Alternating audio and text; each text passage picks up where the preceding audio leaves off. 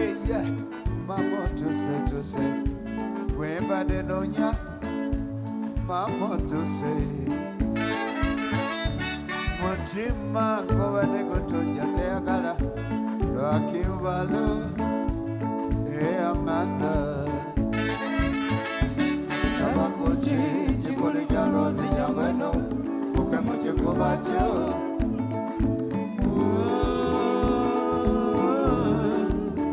Mukwano butogenda omubiri tegweyagala nze ewali abudabuda sina mpeweta mukwano butogenda omubiri tegweyagala nze ewali abudabuda sina mpeweta oyo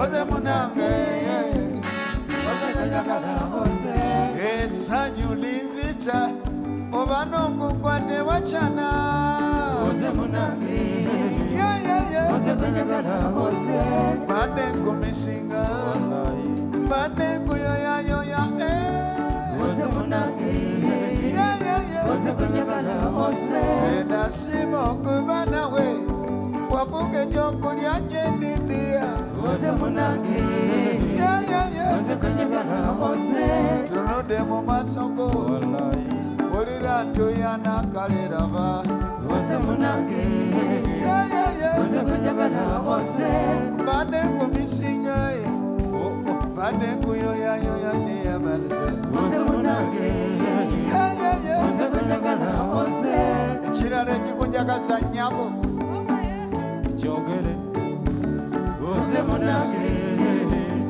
Ose kujabala ose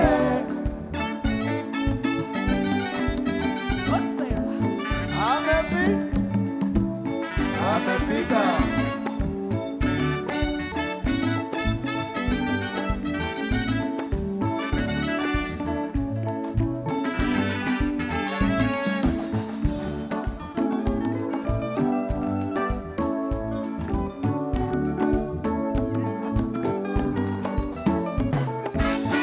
What to say, yeah, mama to say, wemba de nonya.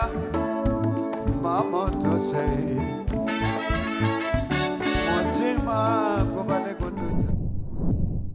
so for me it is always exciting, one of those exciting moments to meet some of the delegates that come to the district conference or take that invitation importantly. Tonight and today we have the green shake.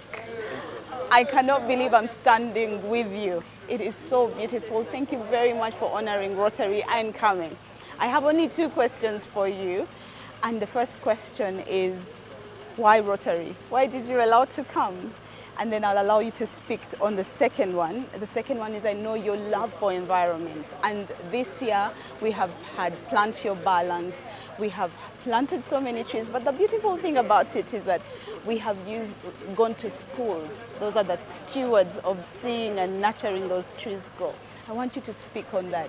And what is the way forward for us when we talk about environment? Sure. Yeah. For the first question, I think why Rotary? Because they are committed, yes, have discipline, and they are continuing with their legacy. I haven't seen any service they really are committed. So I can see a family rather than people. Yes, wonderful. That they are transforming the generation to generations, and we're celebrating 100 years, 1 century. Yes. It's not something special, small, special, something beyond extraordinary. That's one. The other thing about we're bringing the consciousness. People know, but they need to mobilize. Yes. Mobilize individual, corporate, and community. Yes. So mobilizing to see a model, and a model leading by example, and how they can be stewards on their region, or in their corporate, or in their nation. Okay, wonderful. Now, I know I would have 100 questions, but your keynote was already beautiful enough. Thank you for coming for Rotary, and we shall continue to follow you. Thank you for allowing us to interview you. Thank you. Thank you very much. Every district conference, Rotarians come together to exhibit those things that they do. As you might as well know, that we work and pay membership in Rotary. Whatever we do in our businesses will still come back to Rotary. Now, what I'm introducing tonight is the House of Friendship. This is where we meet all the partners of Rotary who want to exhibit their businesses, but we mostly have Rotarians who are selling their services or goods. So what is going to happen in this show is that we are going to show you the different businesses that have exhibited this district conference, the 100th Centennial District Conference. We have a number of businesses, but what is very important to note is the Rotary in Business Fellowship is a partner at this House of Friendship. And the reason I talk about it is for a long time, we've had other businesses exhibit, but we had never had a Rotary business community working with a House of Friendship. And for this particular House of Friendship, Rotary in Business is actually partnering with the House of Friendship, which is a wonderful synergy, and it will allow us to see the different businesses that we have in Rotary. Welcome to the Rotary Moment Show. So one of the exhibitors we have today is the Cancer Run.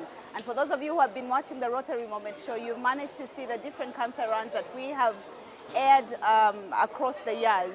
But what is important today, I want to introduce Rotarian Rita, who is going to tell us, I don't want to burst the bubble, but Rotarian Rita is going to tell us why this time, why is the Cancer Run represented in the House of Friendship, because we normally don't find them here. But also, I've also seen you've gotten a lot of airtime. There's a huge movement right now about the cancer, yeah? So I want to hear what is that you are at the door, so this is a prime store. Welcome to the Rotary Moment, and I know that this is a wonderful, wonderful initiative. It's something that every Ugandan should jump on. If you're not out there and you've not screened, please screen. But Rotarian Rita, I don't want to take this away from you. Tell us what this is about. Thank you very much. Rotary Moment. This is the Rotary Cancer Program. This year we chose to do more awareness to the communities, and that's why you see we lobbied for as much airtime as possible. We are doing a lot of cancer awareness, even here at the 100th DISCON.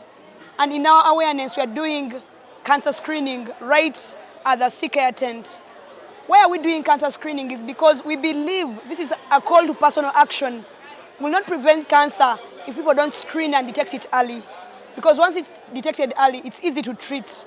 So we are here to also register participants for the 14th Cancer Run, which is going to be on the 31st of August, 2025, at Kololo and 5 major cities. And the registration goes for 30,000 shillings. At 30,000, someone gets a very beautiful vest. This vest looks like this. Talking about Rotary in Business as a fellowship, but right now there's another fellowship that I think, for me, it's a fellowship of passion. It is a fellowship that you can join because you have a desire. It doesn't take you away from your Rotary Club. You will still remain in your Rotary Club. But what is important is that this fellowship makes that particular requirement for you that you have as a passion and you can achieve it. What is that? That is the Rotary Camping Fellowship. And the lady I'm going to interview is the person who hatched this whole idea. And I'm going to ask her when it started. And for those of you who have been watching us, I'm very sure you've been able to see some of our past shows on the Camping Rotarians. And we've met Irene before, but I want us to talk about when we started.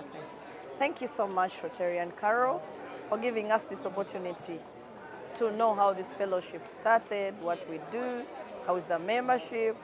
This fellowship started in 2020 at Seziwa Falls. That's where we launched our fellowship. And our objective is mainly to support children born with congenital heart diseases. And through the journey of 5 years, we have camped in Seziwa, Jinja, Masindi, Katosi, Bushenyi.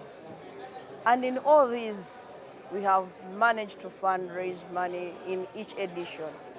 And we have touched over 10 children for heart surgeries and we have given out 5 ECG machines to different regional hospitals. And this is Mulago, the Uganda Heart Institute, Jinja Referral Hospital, Mbarara, Masaka, and Busore Hospital in Butaleja. We are doing it regionally because we want to inspire and people know about this fellowship. Because this fellowship, it is not that only Rotarians are supposed to be in. Our membership is open to even non-Rotarians. And it is only $30, which is $100,000 to become a member of this fellowship. We have just finished to induct over 150 members, and we are soon induct more and more. For those ones who have missed the 5 editions, we are planning another edition at Sese Leisure Beach in Kalangala. The campus now want to do a cruise to the islands at only $120. That is 450,000 Ugandan shillings. We want to touch more souls at the Uganda Heart Institute who are needy and they have no support. So we are looking up to see that we support more of these children. We support more hospitals such that not everyone has to walk in the Uganda Heart Institute just for an ECG or an echo. So that is the passion of the campus. We camp in our tents, as you're seeing it, but we have those ones who have phobia who camp in their beds, in accommodation, in their rooms. Like, yeah, Carol, I know this time around you're going to camp in a room because you have phobia for the tent. So we call upon all those who can join us. We still have slots for membership. Let it be a Rotarian or a non-Rotarian. You can be a member. Let's come 8th to 10th of August at Seshe Leisure Beach, Kalangala. We have fun, make new networks, opportunities, but as we save children born with congenital heart diseases. I believe that the House of Friendship represents so much of what we do. And when you look at the things that we do in Rotary, like membership, all that is derived from our businesses. I remember when I suggested, why do we hustle every district conference to find the chair of House of Friendship if we have a Rotary in Business Fellowship? Because you come together and bring Rotarians together. So for me, when I saw Rotary Means Fellowship, Means Business as a main partner of the district conference, I was excited. And I'm glad that this has come to pass, and I hope it continues, not just here in 9213, but also 9214. And that also grows the business, Rotary Means Business Fellowship a bit more. But I want to introduce you to Rotarian and past President Luyombia, who it comes from the Rotary Club of Myenga Sunday Sunset, and he's going to tell us what Rotary Means Business is and why it is very important that they are here and what that means for the future, because that's very important. Sure. Yeah. Thank you so much. My name is Edward Luyombia from the Rotary Club of Myenga Sunday Sunset, District 9214, and I am the serving chair of Rotary Means Business. Rotary Means Business is the official business community for Rotary, and this is a platform that brings all the business people, the Rotarians and Rotaractors together to see that we support to propel their businesses. We want to grow their business in the area of sales, but also in the area of business management. So what we do is we've put together a number of initiatives that support the Rotarians, that are our members, to be able to realize value. One of them, we've developed a major web platform where each of our members' business is profiled and included. So anyone out there that is looking for a particular service that our member offers is able to find it on the web platform. And this platform, we are going to promote it globally. Okay. Then we've also organized expos, business expos, where our members are able to showcase what they do to the world. Now, an exhibition like this is not essentially for sales. But the main reason is for a member to make their business known out there. When you have a lot of delegates like these coming through, they are able to know what you do, and then they are able to do business today or tomorrow. Yeah. But also in the same event, you can sell, you can make some sales. So we do this, and today we are the official handlers of the House of Friendship. And most of the exhibitors you see here are our members. One of the most important things in House of Friendship is we get to meet different vendors. And most of them are within the country, and others, come across from different countries to come and exhibit the different things that they do. So today we have Steffi's and company, and she's come all the way from Nairobi. But what is important to note is that she's also a Rotarian. So I'm going to ask her to introduce herself. She's got very many beautiful things, and I keep looking around. I seem to be very distracted. But she's going to introduce her business, and she'll also be able to tell us how the sales are going. Why did you decide to come to Uganda for the House of Friendship? But I also think you're selling very many beautiful things. Please. My name is Rotarian Sarah Odwar from Nairobi Ridgeways, right? I've been a Rotarian now for about 5 years, and I've attended a couple of House of Friendships. I think this is the third one, but the others have been within Kenya. This is the first one that I've crossed the borders to come. You've asked me what we do really. We give solutions for gifts, especially for corporates, because we want to take away the stress of when you want to give to your clients, what do you want to give them? We try to do very extraordinary gifting. So you'll find our things are different. They are not your usual, and we combine them very differently. So you will find that we have a lot of vintage, and that's not all we do.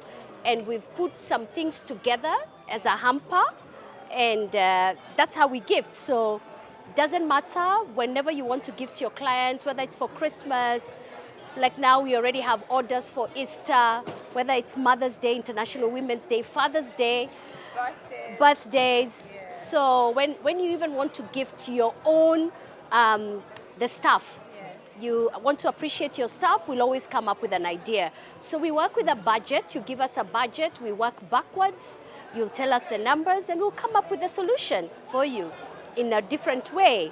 You asked a very interesting question. Why did I decide to come over to Ginger? Yes. Now, I happen to be approached about a Rotarian who knows about what we do in Nairobi, asked me to come up with a concept for the speakers, gifting the speakers who are speaking in this event. Oh, okay. And so the gifts for the speakers are actually coming from Steffi's. Oh, okay. So they asked me, because they loved them so much, I sent them across, and they said, why don't you take a stand? And I was like, wait a minute, I've never thought about that. And I decided I'll come, and I'll come myself, because I think Rotary is all about connecting and networking. And I've connected with so many Rotarians. It's been fun. The sales are good, could be better. I'm hoping for today and tomorrow. But we've connected a lot, and people have gotten to know about us. And we pray for some good business this weekend. Now, every district conference, Rotary gets so many sponsors, and part of those sponsors can be, they give us money, they will give us different aspects to contribute towards the district conference. And today I want to interview one of our partners, that's Old Mutual, UAP, who have been very a strong mantle for us here at the district conference. And for Rotary Moments, we believe that they have contributed a lot. So I would like you to introduce yourself, what it is that you're doing here at the district conference, and why you thought it was important for you to come and work with us as Rotarians. First of all, I'm Namuli Josephine. I work as the branch manager, Ginger branch. Representing here in this conference, I'm representing the group. Here in the group, I'm talking about the different lines of business that we do. That is Old Mutual Life Insurance, UAP Old Mutual General Insurance. Then we also have what we call Old Mutual investment. So having partnered with them, you find that Rotary, most of the members are also the owners of the organizations. So these are the people we deal with in day-to-day lives, and also as the individuals and also the organizations, we take care of the risks that they're exposed to. Here on ground, we have a number of policies that we can talk about, looking at that Lotarers, most of them are in and out of the country. We have a product that is convenient for them, especially the new product in travel that we are selling out, that is on an online portal whereby the person can have access to it at the comfort of their office, comfort even at the conferences now. If someone has a trip like in 2 days, they can get their policy from here. We also have a number of other products that we offer. That is medical insurance. Medical insurance. That's the one I know. That's the one that you know. That covers also individuals. We have individual medical, which we term as Serene Care. We also do, you find that most of these people are owners of factories or industries. We cover all those risks involved in the industries. Industries, I mean the machinery and the individuals. Such covers for the machinery and also the group personal accident or workman compensation. So you find that we also have what we call the investment. I don't know if you've heard of our unit trust, umbrella unit trust fund. Well, I'm hearing it now, and I'm sure that you are, or the Rotarian that is watching us right now, will be very interested in understanding what it is. In reference to the conference this morning, most of the speakers were emphasizing investment at an early stage. UAP is here for you in that line to cover for your investment. That is why we introduced a product called a unit trust, umbrella unit trust fund, whereby you earn interest on your principal. Well, that is the House of Friendship. I think a lot of interesting businesses here. Some of the things I've loved most is how we have women groups, coffee, lots of coffee, innovative ideas like Molondo, using different plants to help hormones for women. There's clothing, there's a lot of Rotary branding. There's so much in terms of fashion. We have banks. You saw Old Mutual, Rock Telecom. We have Centenary Bank. Now, a lot of them have been sponsors for Rotary, but they also get a slot here in the House of Friendship to advertise. We have winemakers and several businesses that are advertising. I know that this is a beautiful walkthrough on the different businesses, but one of the things that I want to thank all the people that have participated in this House of Friendship is thank you for showcasing what you do. Thank you for showcasing with Rotary, and I hope that the 1,130 Rotarians have been able to come to buy from you. This has been the Rotary Moment Show here in Jinja at the House of Friendship at the District 9213 Centennial Celebration of Rotary. This is the magic of Rotary. Sabrina, talk to us, because the guys in the audience are both parents and people who are going through the kinds of issues that you're talking about. How does a child go through from the start and present the kind of mental health issues that many of us as parents begin to see with children, maybe in their adolescence, and we start talking about, but what's wrong with this child? Ono mwana nemie, mwana mulalu. Sorry, for those who don't understand Luganda, if you didn't go to UPE, I'll translate. There will be some. So many of the parents just don't seem to understand these issues. Can you just take us through the early stages and then how we get to this point that we start to see these challenges and that they are corrective measures? I'll surrender mine. Yeah. Francis, have you? Okay, I just said thank you so much to the organizers for inviting us to be at this amazing panel. We've had a lot of fun, and sorry for our dress code. We couldn't share our toothpicks while on stage. But I'd like to say that as a pediatrician, my job is to ensure that every child who is born survives, thrives, and then transforms their society. Dear friends, even before a baby is born, before you start dating, it's important to make the right choice of your lifetime partner. And as you make the right choice, how would you know? you must, speaking from the side of women, I'd say that the right partner is not just the tall, dark, and handsome guy. Okay, so I have hope, right? With broad shoulders, but a person who is caring, prayerful, and thoughtful, and kind. Repeat it again. Prayerful, thoughtful, compassionate, kind, and rich.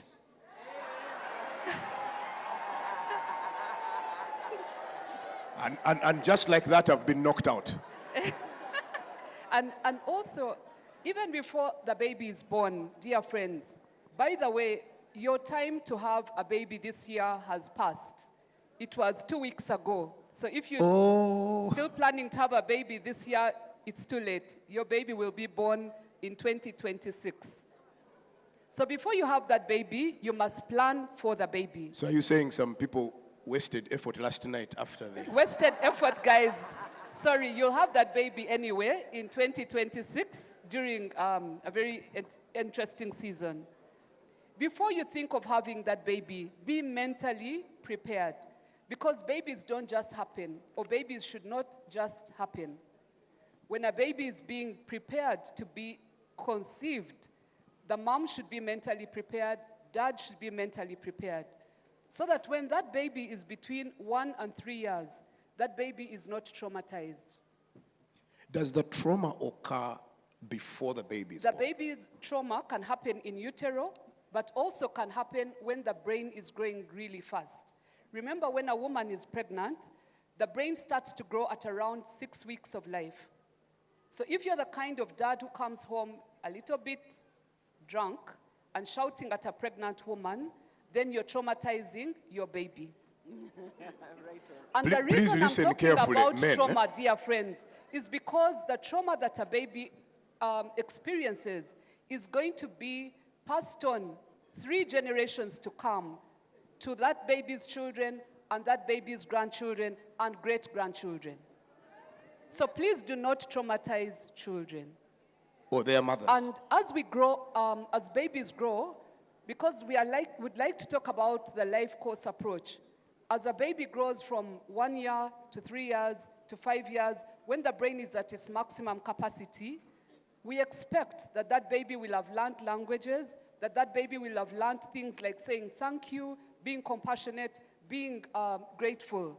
And as that baby grows into a teenager, and for me that is the area I'd like to really talk about. Yeah. That teenagers are sometimes thought of as people who are stubborn, people who are quiet, people who are not listening to their parents.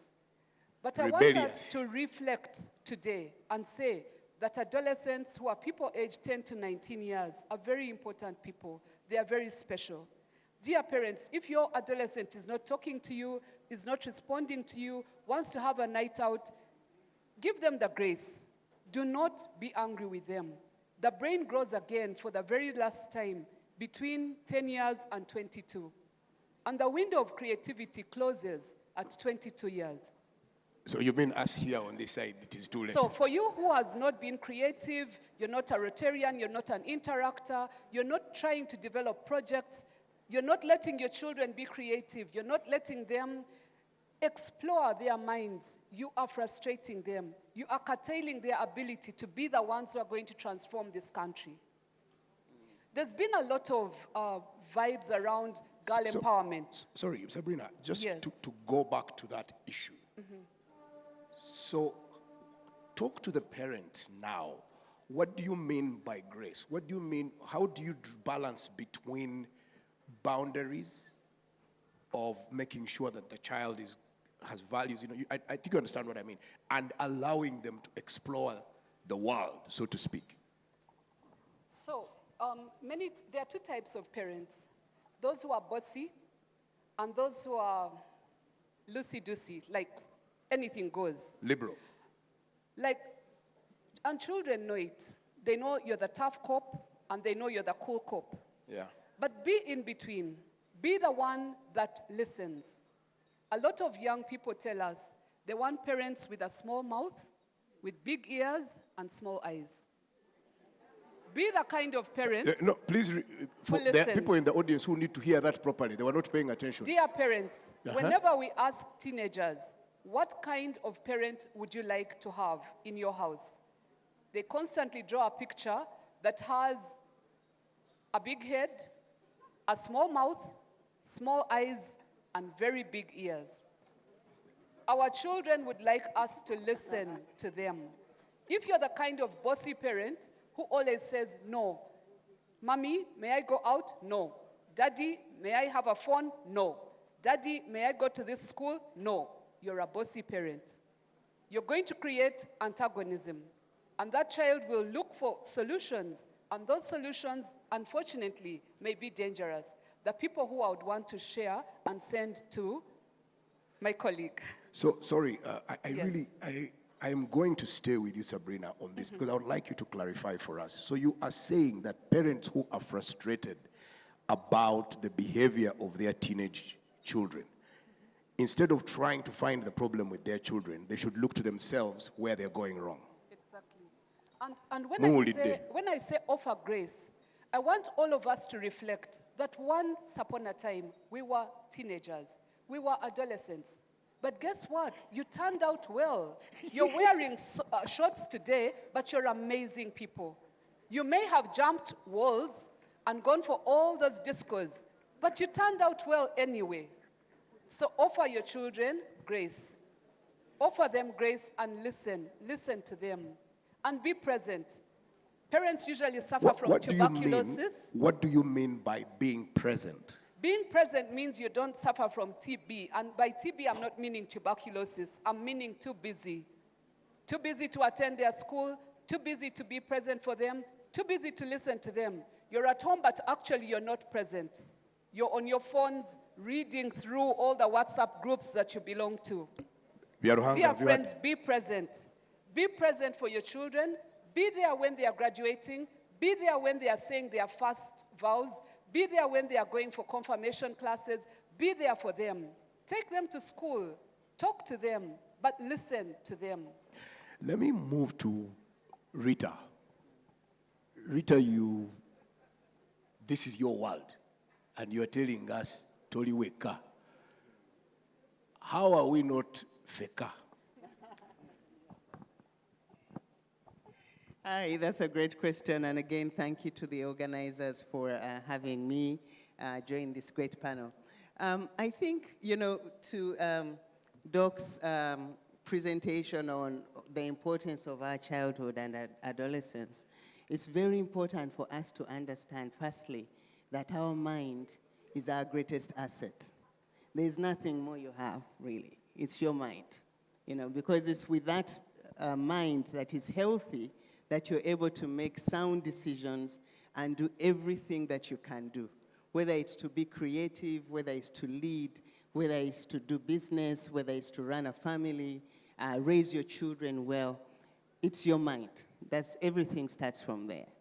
And also to, again, remind people that we are body, mind, and spirit as human beings. So we often forget, we know we are the body, you feel the body, you feel the pain, you feel the excitement physically, but you forget that your mind is a critical part of that. And of course, your spirit.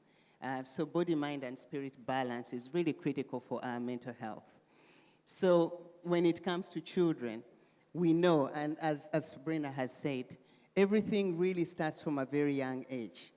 Everything you hear, everything you see, everything you feel, all of that impacts your mental health, positively or negatively, right?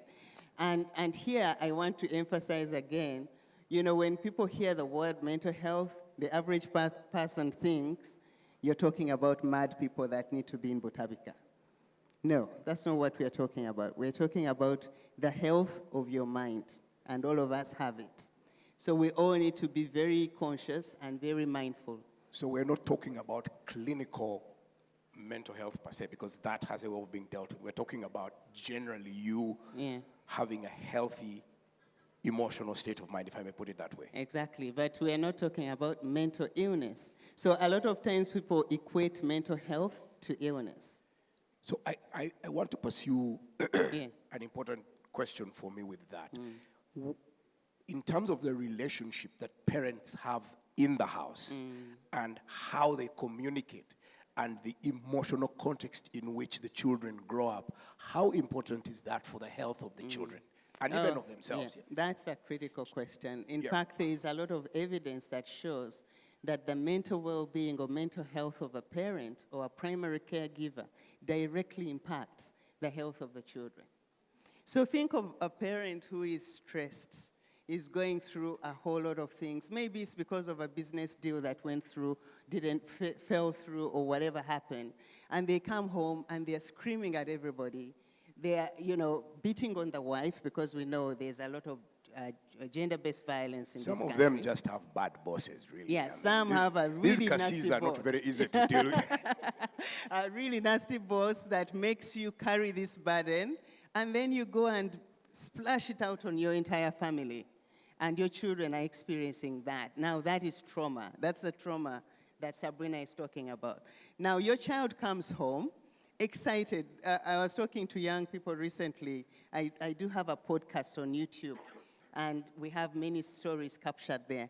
But young people were telling me that, our parents actually don't see us. They don't see us, they don't hear us, we don't exist. All they want to see is the report card. You bring a good report, we can now talk. And anything besides that... The only time the children turn up is to ask for mobile money. Well, the question is, how often are you with your children in circumstances where you're not requiring something from them?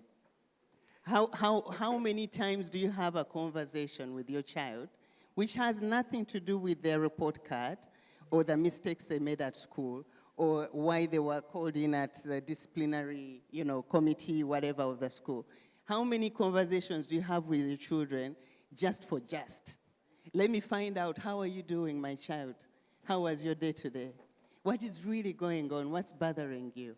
What could have made today better?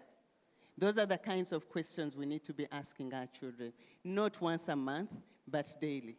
So I'll tell you a quick story that happened in my house. My youngest boy called a family meeting at the instigation of his sister. Yeah. And they wanted to discuss the fact that I was running too much. And it was affecting my physical health. So it can also be, what I learned from that is that children have an opinion about the type of parent that they want us to be.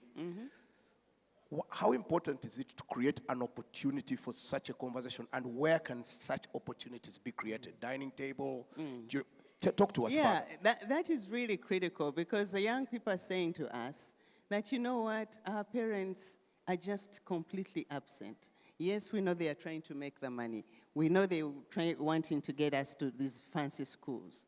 But what is it for if your child is actually going to end up down the wrong road because you just didn't see what was happening with them? So there's a lot of children struggling. There are issues in school. Today there's probably more bullying than there was back in that day, because social media is a tool for bullying, right? So cyberbullying is a huge thing. There's also pressure of social money. Pressure. Social pressure is huge. I've seen proms here that are just crazy, and you see children the parents are in the audience. They're looking at you. You're the parents who are paying for these proms, right? Yeah. And you wonder, what are you trying to create here? What are you really trying? What point are you trying to make? And so, and who are you trying to impress? Is this child going to carry on with that lifestyle? So we create this artificial world where we fund the habits. We had a case this week. We actually had a psychiatry grand round, which I attended. And this young person was actually this young child, young person, 18 years old, started using drugs at 16. But one of the drivers and one of the parents is actually a surgeon. They had no idea. This child was using tick this thing called ice, very, very toxic. And this child started at 16, and she's getting an allowance which was slashed down to $1,500 a month. I am told, yes, I am told that one of the most effective recreational drugs is codeine. So what the kids do is they buy cough syrup and pour it in Sprite, and it's more effective than 9 beers or something called Torero. Is that right? Yeah, so today there is a lot more concoctions, and remember, children have access to this internet, which gives them information. The things that we used to see on TV, in movies, it's real now. So we're having a massive challenge. We've done our mental health assessments that we do routinely in school. We are picking up 20 to 25% of children going through issues that really require professional interventions. As you were speaking, I was wondering, why is it that DISCON doesn't allow or doesn't provide for those who are coming to come with their children so that their children can see what this Rotary busyness does? But now I was just thinking, I didn't ask you guys to respond, I was just thinking aloud. But one final question to you, Rita. What about the kind of company and friends that parents keep? You see, for me, I can show off. Everybody who is on the front here is my friend. Katongole, Chitakule, Anonkutu. That's the kind of company I keep. Okay, sometimes we are hung up, but you know, those types of people.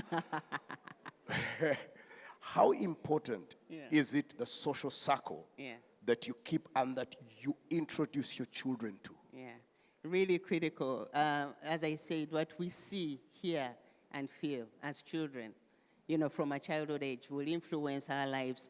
14%, 50%, half of mental illnesses actually start before the age of 14, right?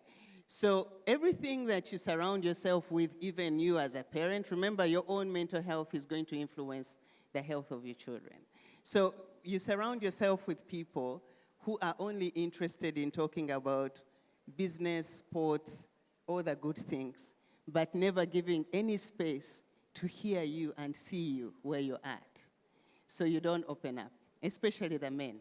You don't open up, you don't have those conversations. So you go back home with all the frustration and you don't have anywhere to release this frustration, and you pour it out on your children and you traumatize those children.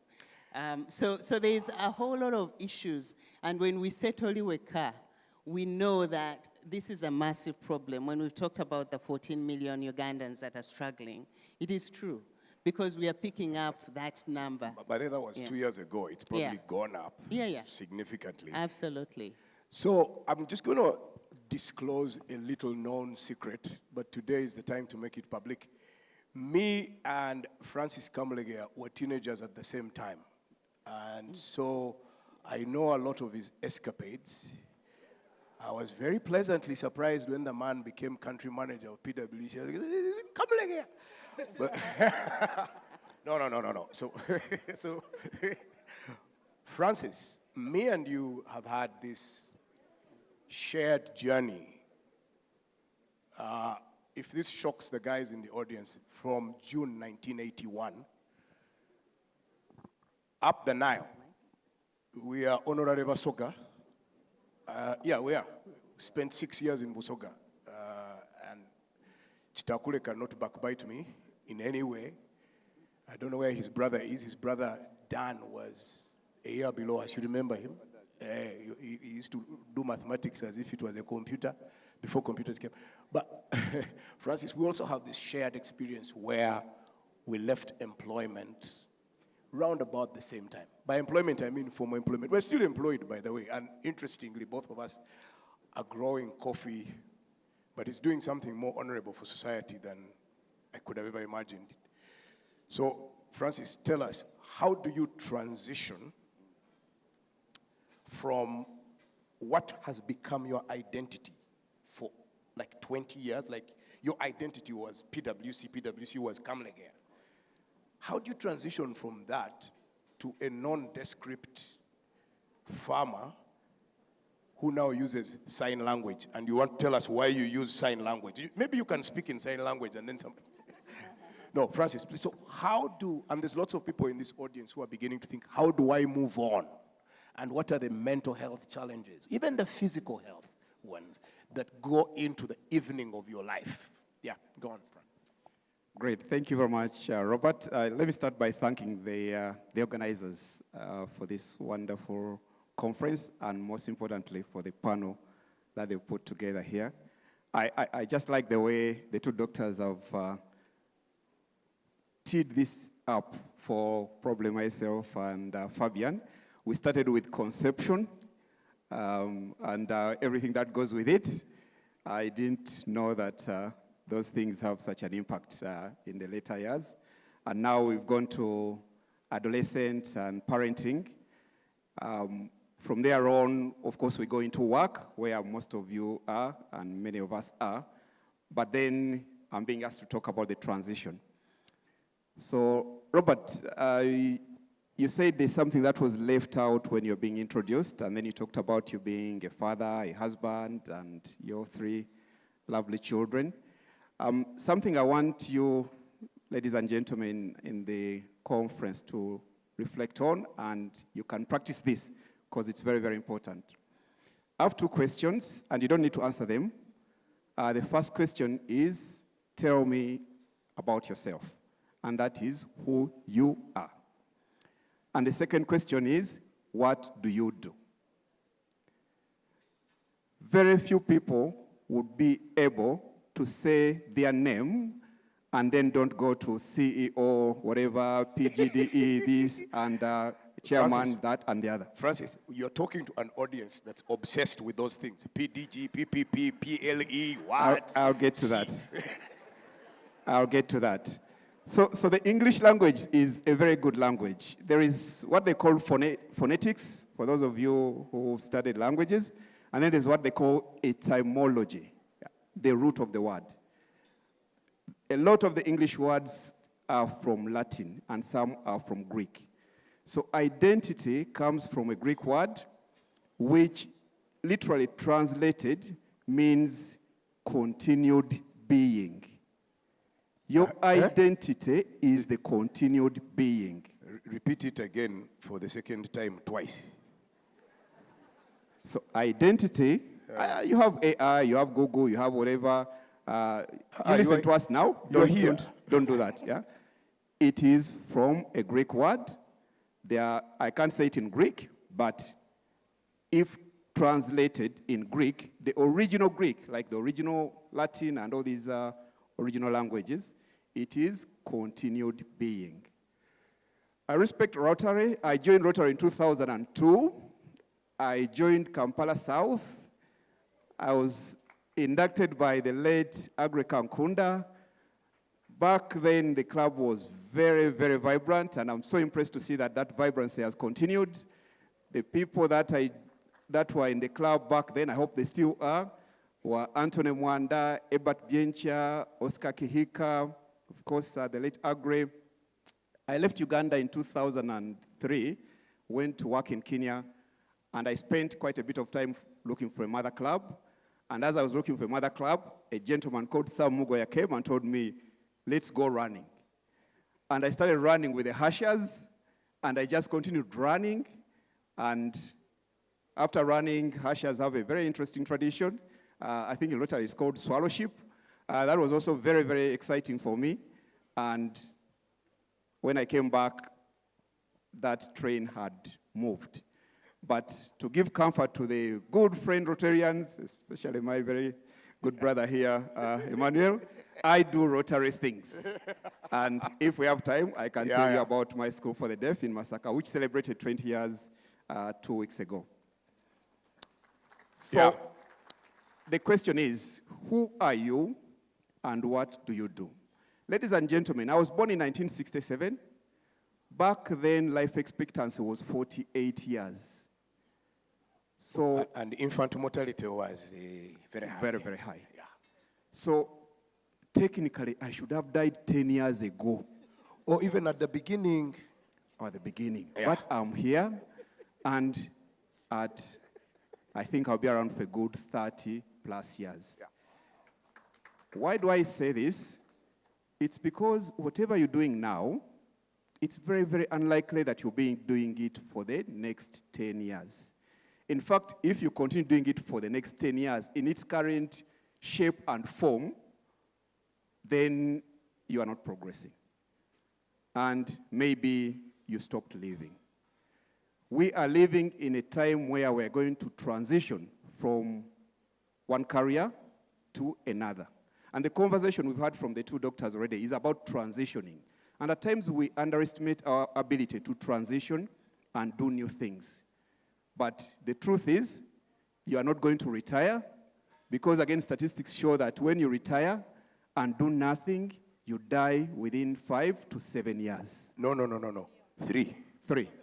Okay, I was reading, actually the statistic I'm sharing is a statistic from our firm in the US when they came back and asked the firm to pay higher insurance premiums. And the firm was arguing that our partners are a lot younger, why are you asking us to pay more money? And the message was, those who retired at 60 are dying very quickly. And Francis, one more reason. It's maybe 5 to 7. Yeah. I've had 3. But for men, if your spouse goes fast, 6 months. Okay, let's talk You argue. You are coming where we are. Where are you? Yeah. So we're talking about children. He's bringing spouses. So we are so busy being busy that we think that when we retire, we will then spend time with the spouse or the children. Question is, will they want to spend time with you? Because you are never there. They've actually moved on. They have moved on. And a lot of it will come out through the conversation. So who are you? What do you do? Try not to become the thing, because that thing will go away. It will. It's been happening and it will happen. But most importantly, plan for a life of fulfillment, of activity, and there's so much that you can do if you are open-minded and you're not entrapped, 1, by the status and title, and 2, by your profession. Because he said we went to the same school. He studied law, but I don't think he's ever lawyered anything. But he's had such a great life and continues to do so. I studied agriculture at university, and it's taken me 40 years to go and do agriculture. So ladies and gentlemen, don't be the thing. Otherwise, the thing will entrap you, and it will possess you, and you'll die very quickly. Francis, one of the things when I have been asked to say what you're saying, one of the most important things at that stage is continuing human connection. Those of us who lived in offices, one of the things the office was a social setting. When you're removed from that social setting, you struggle. One of the things I do is I promote Rotary membership. And so I would like to recommend, Emmanuel, Anne, can you create a program for recruiting retirees? Yes, they need, but also what's most important is in Rotary you meet young people, and you have no idea how young people revitalize your brain when you're at my stage, but that will come later. So I'm going to do this. We had agreed on a format, which I'm going to change a bit because of the timing. I am going to ask that the audience mics go around. I will take the first 4 questions. Be prepared. Don't put up your hands yet. The first 2 will be from women. The next one will be from a young person. And the third one from a man. The 4th one from a man. I'm alerting you, Ale. Please ask our members here, each one question. Are we together? Have you understood? English, okay? No problems? Very good. So, Fabian, one of the things since I left work that I have become famous for in certain circles, maybe not here, but in certain circles, I went to a meeting and I said, we are broke. And it became part of my identity, as Francis has been saying. And then I was invited to a church, and then I told them that, there are days when I quietly go to Madame and ask for something. She, with a big smile, gives me a gorilla, and I also smile because then I can go to town confident. And people, actually I met some friends, female friends, who were very annoyed with me. They said, you have created a problem for us. I said, what is it? Said, for us, we've been giving 20,000. Now your wife has increased the rate to 50,000. So, talk to us about the need for those of us who are in the early evening of our lives, early, around 4 p.m. How do we deal, because finances and financial welfare is one of those things that breaks a lot of aging people, especially people who have not been in a position where they have nothing.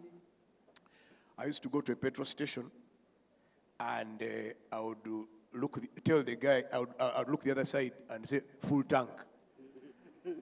Then I would present the card. Now when I drive, I look at the billboard keenly. I don't care what petrol station it is. As long as it is 4,813, I go in. Because at Shell it is 4,800 or 4,999. And I know that talk to us. How do we get to that point? Hey. No, thank you very much, Robert. And it is always a pleasure to share, and it is an honor to share experiences. And I want to thank my fellow panelists for the sharing that we are having. I'll start by relating a story. I have a father who stopped working in 1981 when I was in senior one, because he was displaced by the wars that were, raging on at that time. Since 1981, he stopped working. Up to today, he's lucky he still lives because he has a son who can give him some money and cater for his financial welfare. I'm saying lucky because not everybody, not any one of us, because we've taken children to school, they are well off, that they will come back to look after us. And that one needs to sink in the minds of everybody that is in this room. I think it was the Deputy Managing Director of NSSF, Issa Avidie, who said that we are the last generation that will look after our parents. We should not expect our children to look after us. Now, I ask myself, is this father happy, much as he has a son who gives him, financial well-being? I'm sure he's not. And people who know happiness tell us that there are 3 things that you need to have for you to be happy. First and foremost is self-esteem. Now, that father, I don't think he has self-esteem because he depends on somebody else to be able to survive. The second thing that makes you happy in a sustainable manner is freedom of choice. Does he have freedom of choice? For example, he can wake up and says, I'm going to Jinja to attend a function. If my priorities or the son's priorities are something else, maybe not. And of course, you won't have those 2 things if you are not financially secure. Therefore, it is important for us, if we are to be happy in a sustainable manner, to be able to ensure that we've catered for our financial welfare. And that financial welfare doesn't start now. It starts all the way from conception. The young people, please listen. Actually, those of you who are planning to produce, if you know the names of the children that you'll produce, you can still putting aside money to teach them when they are born how to save. Saving becomes very critical right from preconception. We are lucky that there are institutions that have put in place systems which enable people to save. And one of those institutions is Centenary Bank. Bugalo, Bugalo, Bugalo, Bugalo. You're doing so much good outside, but there's a lot of good that needs to be done amongst yourselves. Exactly. So Here, I was asked a question, so I'll take this chance to answer. But I'll start with the one about money. I say this all the time and I'll repeat it. When you have a problem, a medical problem, you go to a doctor. When you have legal problems, you look for a lawyer. When you have land issues, you look for a surveyor. So when you have financial issues, why are you going for advice from your pastor, your witch doctor, your relatives? There are people in this country who are trained to give you financial advice. These Fabians, they are there. The Capital Markets Authority has a list of people who are qualified. So if you're struggling what to do with your NSSF money, first of all, ask NSSF themselves. They have a department that can do that. And then others, you can go to these people.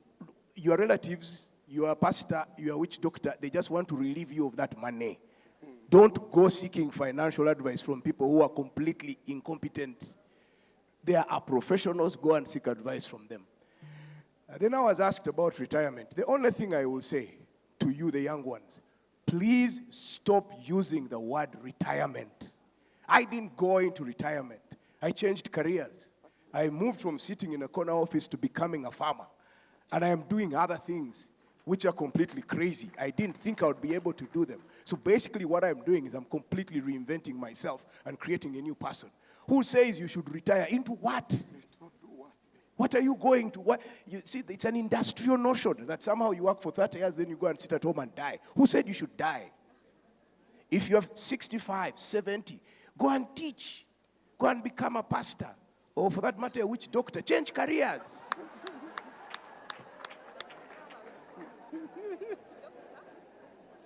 Ebisigadde bya very early ku Monday. We close laptops, we end here. Thank you very much.